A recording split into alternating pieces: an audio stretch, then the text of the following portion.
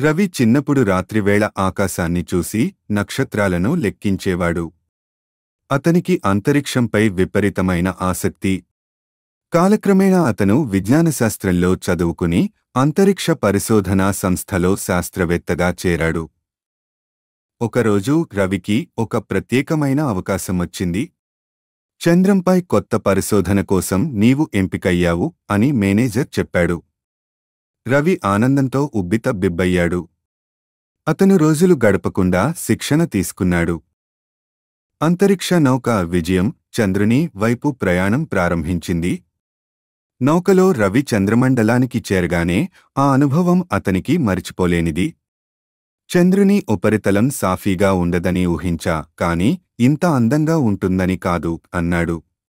అతని ప్రయాణం విజయవంతమైంది. రవి తీసుకొచ్చిన డేటా కొత్త ఆవిష్కరణలకు దారితీసింది.